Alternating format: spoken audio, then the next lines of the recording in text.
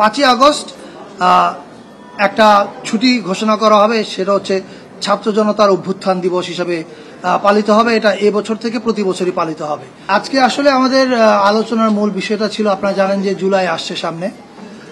জুলাই কমেমোরেশনে আমরা কি কি কাজ করতে পারি সেটা নিয়ে আলোচনা হয়েছে। সো অনেকগুলো পরিকল্পনা নিয়ে কাজ চলছে।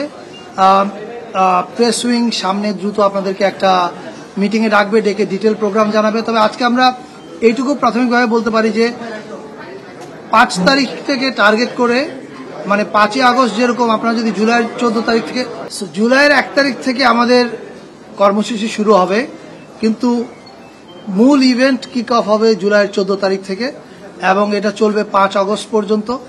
এবং আমাদের এই কর্মসূচির মূল উদ্দেশ্যটা হচ্ছে জুলাইতে যেরকম পুরো বাংলাদেশ এক হয়েছিল, আবার সেই অনুভূতিটাকে ফিরিয়ে আনা।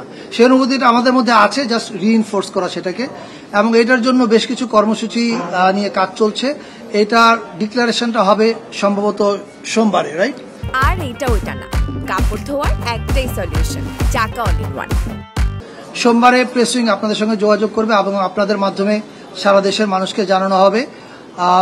আপাতত আমার বলবার এইটুকুই আছে। এবং 5ই আগস্ট একটা ছুটি ঘোষণা করা হবে, সেটা হচ্ছে ছাত্র জনতার অভ্যুত্থান দিবস হিসাবে পালিত হবে। এটা এবছর থেকে প্রতি বছরই পালিত হবে। সো আপাতত আমার বলবার আছে এইটুকু, আর বাকি বিষয়ে শফিক ভাই আপনি অ্যাড করেন। আজকে আরো 5 আগস্ট, রাইট? যে আজকে আরো দুইটা ইম্পর্টেন্ট মিটিং হয়েছে, বিষয়ে ডিসিশন হয়েছে। একটা হচ্ছে যে বেতার, বাংলাদেশ বেতার এবং বিটিভির স্বায়ত্তশাসন নিয়ে একটা কমিটি হয়েছে। সেই কমিটির নেতৃত্ব দিবেন সিআর আবরার। এই স্বায়ত্তশাসনটা কিভাবে দেওয়া যায় এবং সেই সাথে বাংলাদেশে ওনারা আরো কয়েকটা, ওনাদের টিওআর এর মধ্যে আরো কয়েকটা বিষয় থাকবে। যে আগে আপনারা জানেন যে মিডিয়া কমিশনের রিপোর্টে এসছে যে আগে যখন টিভিগুলোর লাইসেন্স দেওয়া হয়েছে, অনেক ক্ষেত্রেই দেখা যাচ্ছে একটা পার্টির পলিটিক্যাল ইডিওলজিকে সার্ভ করার জন্য লাইসেন্সটা দেওয়া হয়েছে। তো এইগুলো লাইসেন্সগুলো কিভাবে দেওয়া হয়েছে এটা ওনারা ইনভেস্টিগেট করবেন।